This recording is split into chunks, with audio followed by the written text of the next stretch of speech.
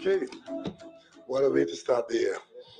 Good afternoon to all of you, particularly members of the media who have come here at short notice.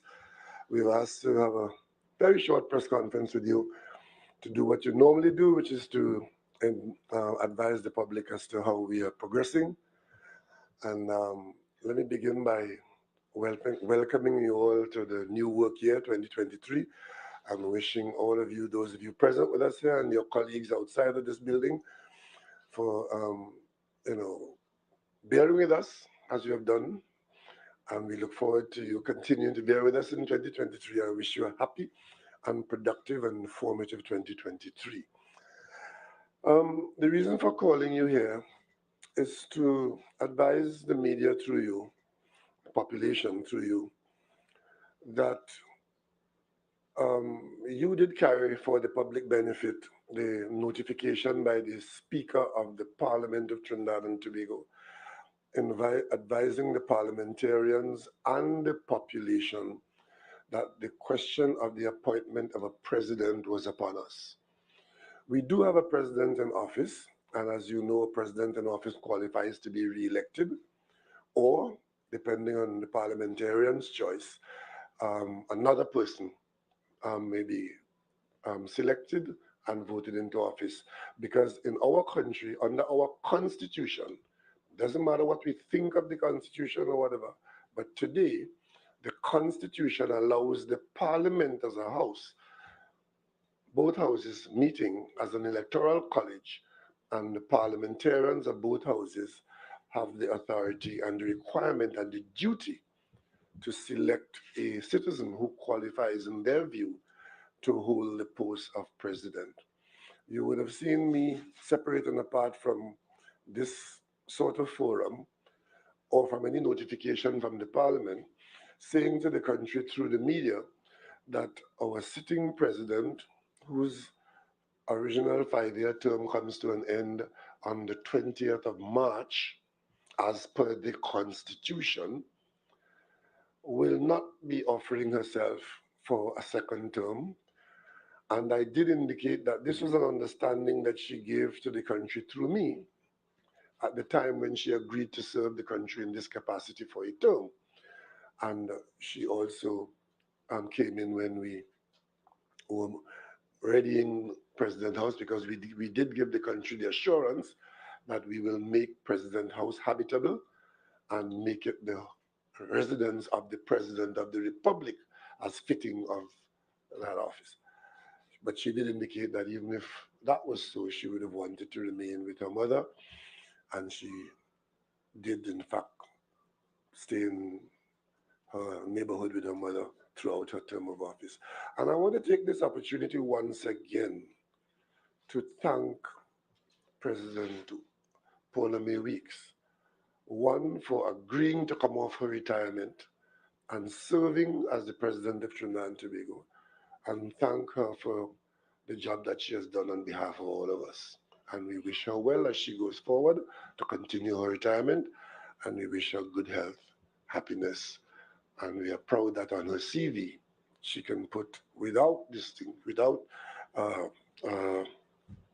rebuttal, that she has been the President of Trinidad and Tobago who served her people well.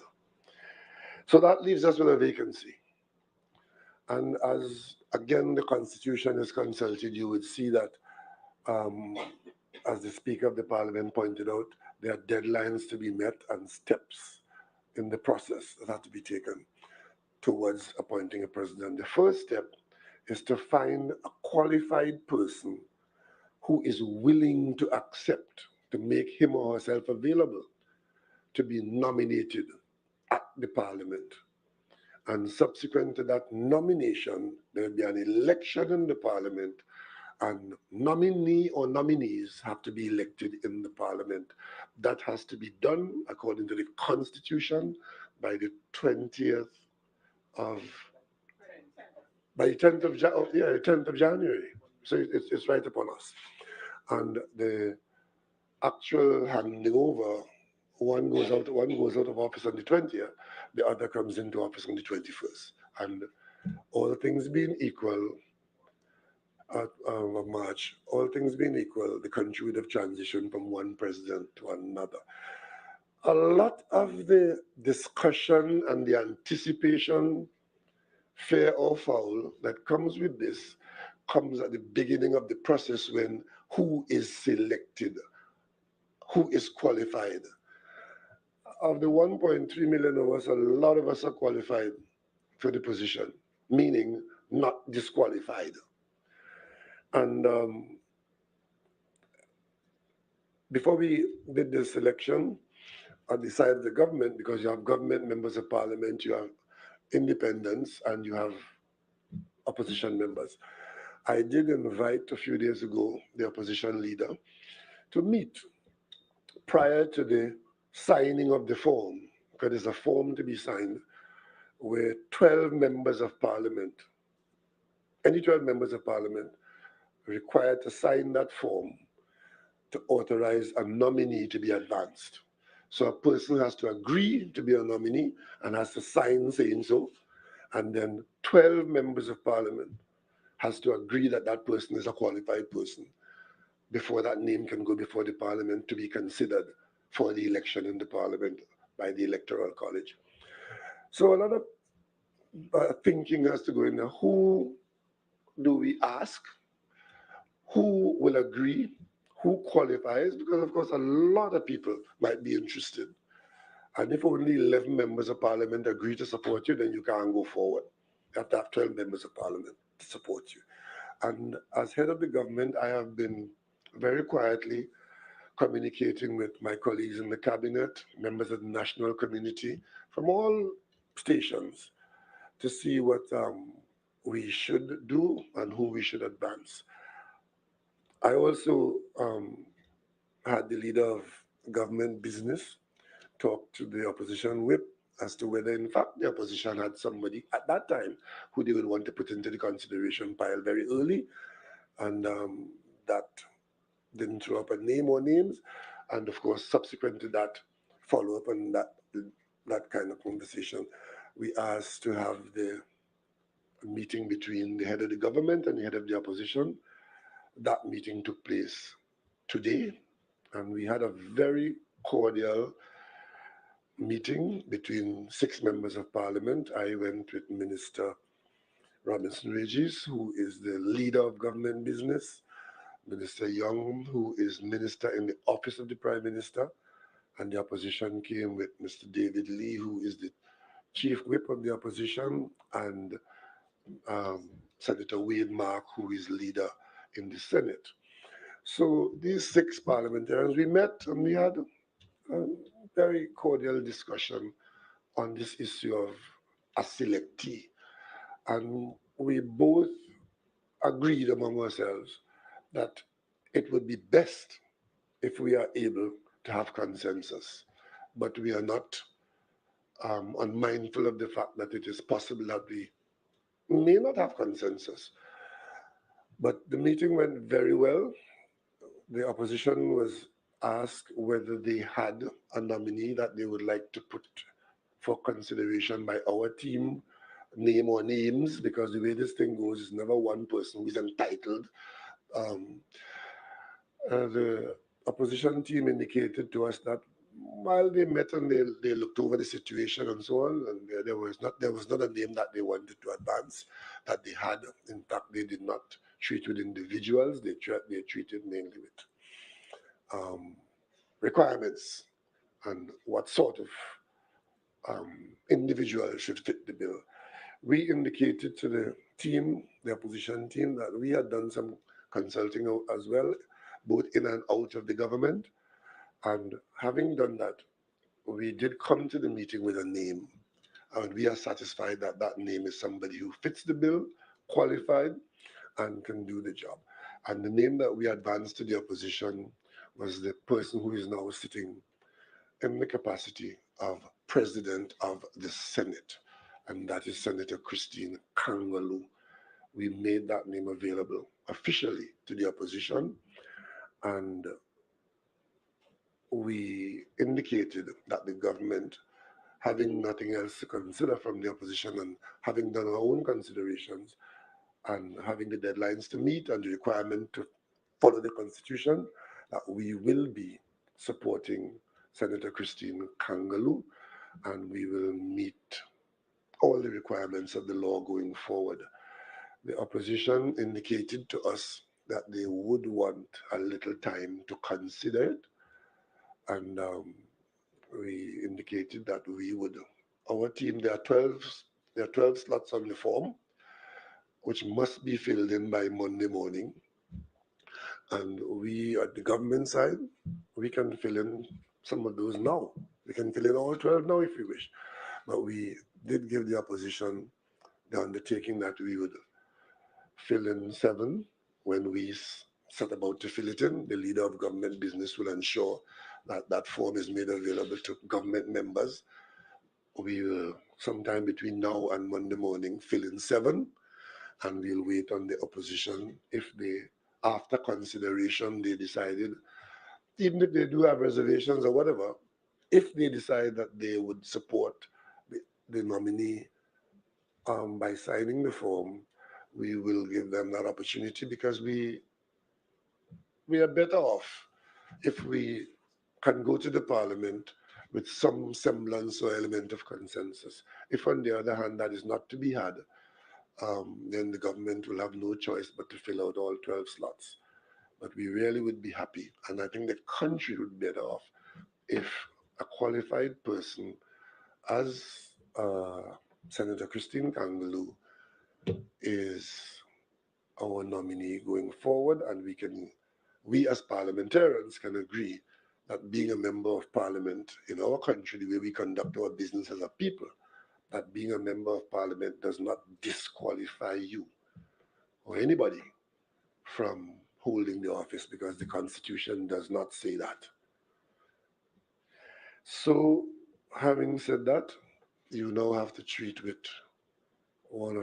two things you have to treat with. One is that the government will be supporting Senator Kangaloo. She's very well known to you. She's had a long service as a public officer, as Prime Minister, and as head of this government. And I said this to the opposition: I am not one of those people who believe that because you have made yourself available for public service, that you have disqualified yourself from further public service. And I am not one of those who believe that because you serve in the parliament, you are the devil incarnate and you are disqualified.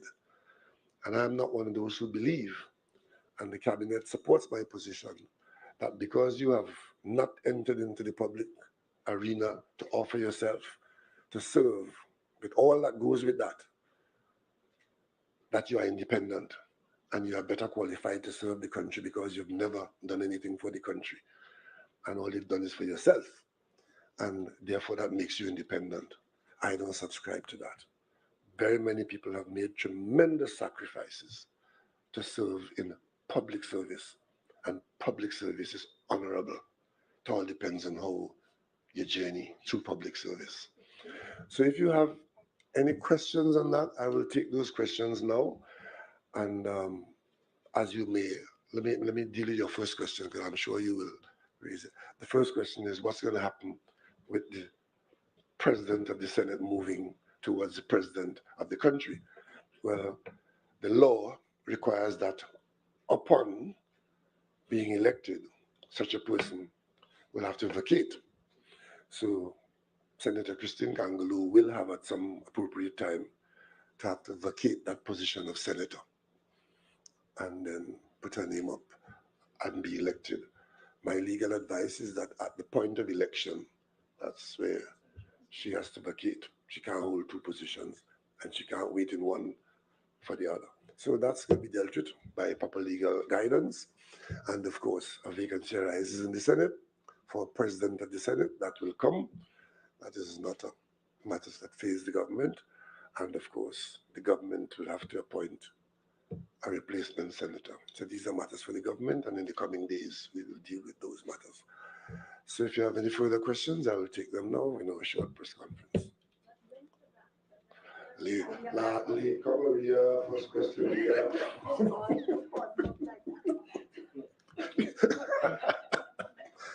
Come on, all right, you get the second question, right?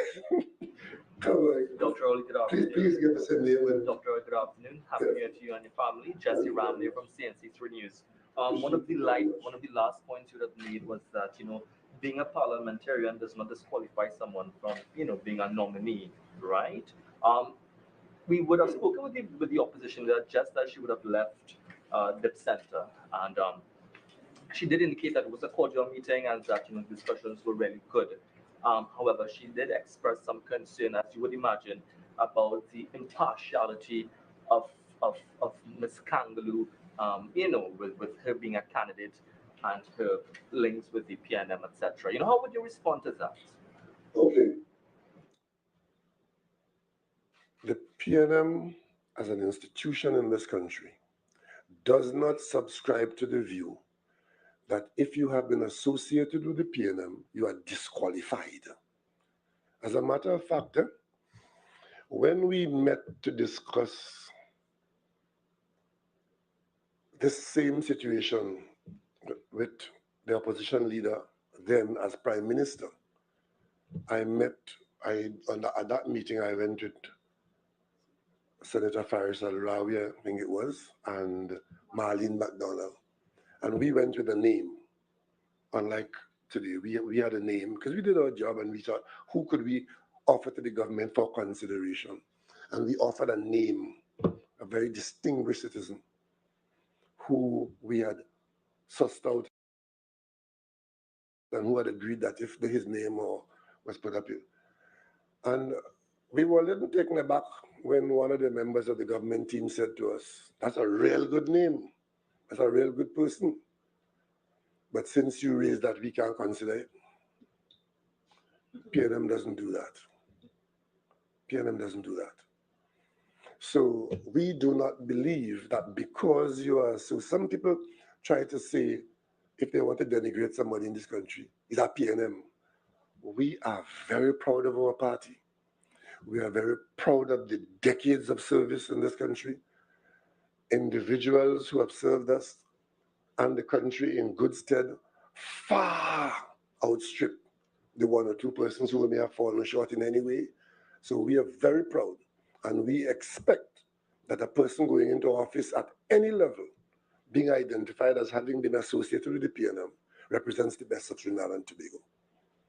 And Senator Kangaloo did serve with the PNM.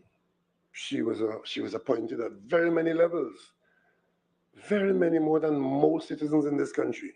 She started out as an independent senator. She served as a government senator. She served as a minister of government. And for the last 7 years, she has served as president of the Senate and acting president. She acted as president in this country for 7 years. How many other persons of any ilk could claim that? And during that 7 years, we are satisfied that she served and is not disqualified in any way by her conduct or otherwise. So we believe that we are fortunate as a nation to be able to smoothly move. Some people might even call it succession planning, to smoothly move from president of the Senate, acting for 7 years, and then being asked to serve as president of the country in that post in which she acted. So being a former minister of government, we believe is a part of her pool of experience. She's also a lawyer, if that helps. And she has served on both sides of the parliament floor, in the opposition, in the government. She served in both houses. She was a member of parliament for Pointe-a-Pierre. I mean, what excellent qualification of a person who is asked to move into a job. And of course, what is required by the presidency is a character to go with the letter and spirit of that constitutional provision. And Senator Kangaloo has demonstrated that she has that. Yes, dear. Yeah, I wanted to, when you were talking about the teaching of the position, um, will Senator Kangaloo be participating in the electoral college in the election? No, no, she can't. She'll have to vacate, then the vacancy will arise as president of the Senate. Okay. And she wouldn't be voting for herself. She's vacating from January. Well, as I just said, we will be guided of the actual point at which she vacates. So, and once a vacancy arises, that vacancy can be filled, because remember, the current president is in office until the day before the new president comes in. So we can fill that vacancy, and whoever fills it will then be the person voting. The UNC seemed to suggest that she's an active politician, in the mold of Leslie Robinson. Is there You can't get more active than coming out of the cabinet. She has never been in the cabinet here with us. She hasn't been in the cabinet for 12, how many years? 12 since she was last. 12 years she has not been in the cabinet. So I'm saying that kind of experience is not a disqualification. It's a plus. And active politics, she has not been involved in party business now for more than 7 years. As a matter of fact, after she left the Manning cabinet, when she was asked to serve in the Senate, she was not, she had to be persuaded to come out of retirement. I persuaded her to come out of retirement to serve there. So to describe her as an active politician. And let me say this again, I am not one of those who disqualify people on the basis that they are active politicians.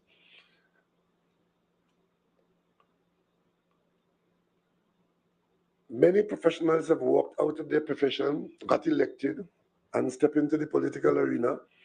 It's public service. There's a discussion taking place in this country now, led by many people who have, some of them have thought it through, some have not, asking for an executive president. Others asking for an independent person to go to the office and therefore would not be beholden to the prime minister and la la la. But if let's for one moment stop and think. If we have an executive president elected by the public in a general election, as we do here, general across the country, I mean, how will we receive a person like that, who is sponsored by a political party as their nominee for the post of president, and we go out and campaign for an election for a president to be elected, an executive president? Is that going to be any less active politically or more so active? So there's no disqualification. I think her political experience is what gives her the gravitas, gives her the strength to act with confidence on our behalf in that office, where I dare say she has acted for 7 years. Very many people in very important jobs in this country walked into, like Dr. Williams. When Dr. Williams came into office as Prime Minister in 1956, he had never served a day in Parliament. This lady has had 7 years of acting in the position. So come on, let's not get carried away. As Senate President, she has had some conflict with the opposition. I know, in terms of the running of the Senate. Do you feel that might be? No, I don't think she's had any real significant. I mean, I know some of our members might have thought that she's too lenient, and of course the opposition on occasion. But when by and large, if you serve in that position as Speaker or as President of the Senate, it carries with it a balancing act, and situations will arise where people will interpret. Opposition will always believe that the chair is biased against them, and it's only when the person dead you see how good they were. So she's never had a scandal. She's never had to get up in Parliament and apologize for misleading the Parliament. She's never had to explain her qualification, as being fraudulent. So she never had any of those things. She's had a very straightforward service pathway to this selection. And I think that we are happy and lucky as a country to have somebody like that available to us and willing to do the job. That's most important. There might be many other persons who might be just as qualified in more ways than one, who have made the decisions long ago that they will have nothing to do with something like this. And of course, you have the other side, where there are persons who are campaigning for it subtly and otherwise, who you want no part of. June Brown, TV6 News, and all the best to you. Thank you very much. For the new year. In terms of what you just said just now, how wide of a field in terms of persons or potential nominees did the government consider or consult with? And what were some of the reasons why, let's say, you consulted with someone and that person said, well, they're not interested? Well, that's part of the peril of being in the position that I hold. And I consult from CJS to Charlottesville, from Carenage to San Grande. But it's done in a very confidential way. Some people are being considered without even knowing that they're being considered. And that's what the job calls for. Because you look at what does the country have available to it? Who is available to the country? And you narrow it down until you get to the point of who is willing, having been thought of as a potential selectee. So I won't call any names to you, but let's just rest assured that it's not a monarchy where you have it as an entitlement by birth. Like Senator Kangley, you'll end up in this position where the search, mental or otherwise, would have identified you as the person carrying the best suite of qualifications. There are many other people. On this occasion, we believe that that's a very good choice. And I did say to Senator Mark a little while ago, when he raised a point in our discussion, that this process is done on a case-by-case basis. There's no set pattern that you'll get inside there and this mold will throw out that. And when one of our citizens can be described in the way that I've described Senator Kangaloo, sitting in the position, it is the Constitution that says so, you know. It is the Constitution that says when the president is not available, of all of us that's left in the country in all kinds of posts, it is the president of the Senate who will go and sit there. That's the Constitution. So anybody who wants to disregard that now and say, well, should not qualify for whatever reason, just understand that those who wrote the Constitution said, if you are able to properly discharge your responsibility as president of the Senate, then you should be able to discharge it as president. I follow the Constitution because my oath of office tells me I must. Where's the issue of the Constitution, the point you made earlier about this conversation you referenced about if there's a time for a change in looking at, for example, an executive president or anything along those lines, is that something that Trinidad and Tobago should look at some point in the future, if not under this administration or going forward, a change in the nature of the office of the president in terms of selection and power to the president? I would want to enter that discussion today. It's one that we can have at leisure sometime later on, but just to remind you that that conversation arose sometime early on, and it didn't find a lot of traction for many reasons. And one of the things, if it is that is being advanced as a palliative or a panacea for the ills or the perceived ills of the current arrangement, especially dealing with the political cut and thrust or the political acrimony, that is no guarantee. They have an executive president in America, you know. And that was one of the best arrangements for democracy to have a president. There's no guarantee that it will go smoothly and there'll be no controversy or no shortcoming. Eh? So people who advocate that as an advance, constitutions evolve. And I would agree that we need to look at our constitution, not just the presidency, if that is a subject area, but other areas of our constitution. But in a country as deeply politically divided as ours, the kind of adjustment that you require is not as easily had. But we've had it twice in this country. In my time, we've had governments, one with 33 seats, one with 29 seats. I didn't see people advocating this instant change of the constitution when any government could have done it. So when a government has 22 seats and an editorial is advising me to embark upon an amendment to the constitution, I know where you're carrying me. I know exactly where you're carrying me. So, but for a national conversation, yes, we can have it, but certainly not now.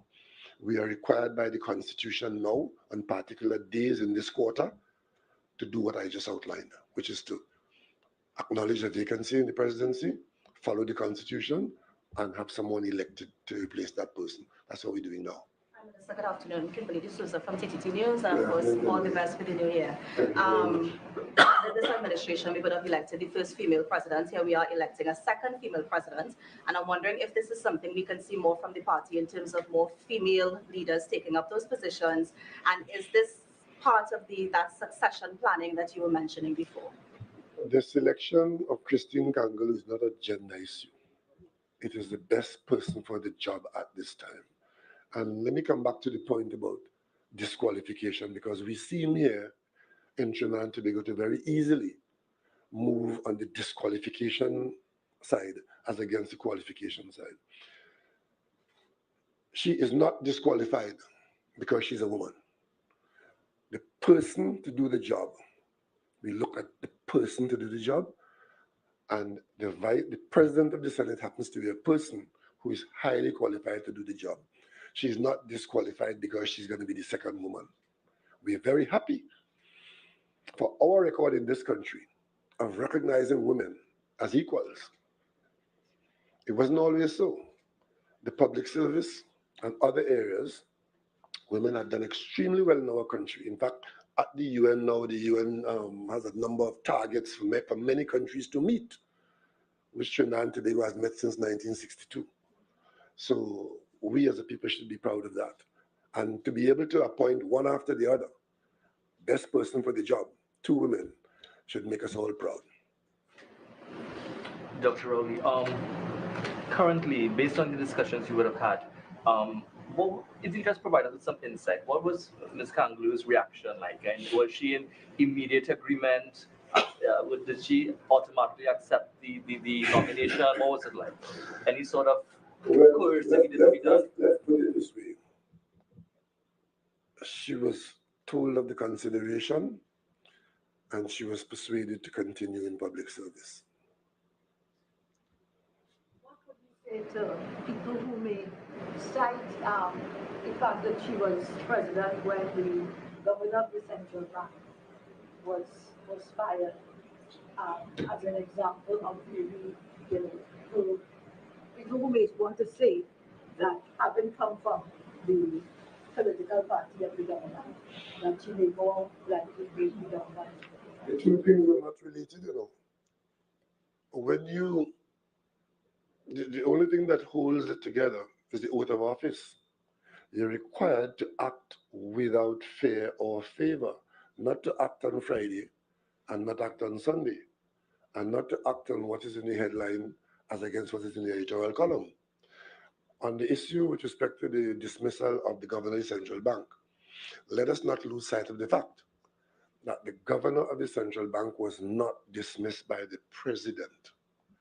The governor of the central bank ran afoul of the Minister of Finance, who is his boss. The Minister of Finance, after a protracted period of complaints, did find it necessary to advise the cabinet that he had lost confidence in the governor of the central bank. This would have been one of the few countries in the world where there would have been a governor of the central bank who the Minister of Finance could have found it necessary to advise the cabinet of the country that he has lost confidence in the governor of the central bank. The cabinet didn't just swallow that. The cabinet had to be convinced by facts that the minister's position was one that was tenable. And the cabinet took the decision to dismiss the governor of the central bank. In this country, the Minister of Finance doesn't just get up and dismiss the governor of the central bank. Can't do that. It was done by the cabinet. And once the cabinet took that decision, the execution of that cabinet decision had to be done by whoever was at President House.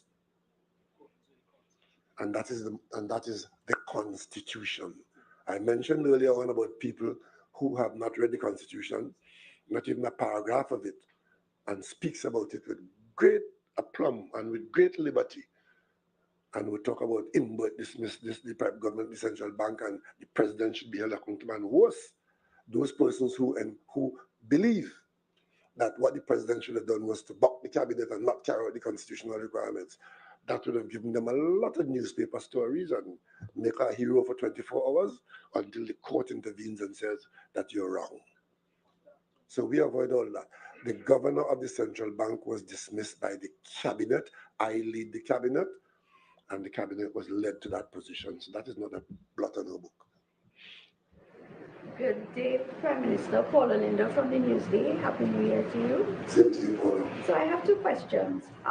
Circling back to the perception of Senator Kangaloo, do you think that... What perception? Good perception. Yes. Yes. But do you think, given her long association with the PNM, do you think that the public, not just the opposition, but the public will view her as being able to be impartial? And then a second part of that question, during the current president's term of office, she has come under a lot of attacks from various public sectors, public quarters. Do you think that Senator Kangaloo will also face those kinds of attacks? Whatever comes her way, I'm confident that she'll be able to cope with it. I have no crystal ball. I don't know what's going to come her way because I don't know what's going to happen in the next 5 years. But I'll tell you one thing.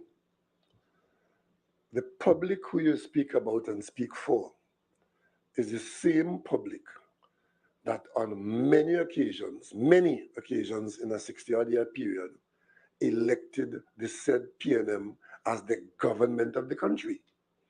So if you're saying that by being PNM, all this consternation should arise, so what do we do on the day after election when the population by majority elects the PNM and there has to be a PNM prime minister and a PNM cabinet?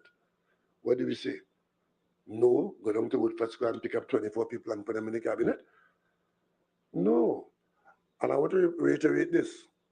Being PNM in this country is a matter of pride. Not just for the PNM members and supporters, but for the country. Because we have practiced democracy in a way that many countries have failed to do it. Because, we've been PNM in the opposition too, Don't just associate PNM with the government of Trinidad and Tobago. Associate PNM with being in the opposition when the population said, let's try somebody else. And if you want to know how good the PNM is and has been in this country, look at what the PNM has done in opposition. Because there too, we recognize that we are doing public service for the country and not for ourselves. Thank you very much. I'm Rowley now. Thank you for coming, and we look forward to the process being successfully concluded. Thank you.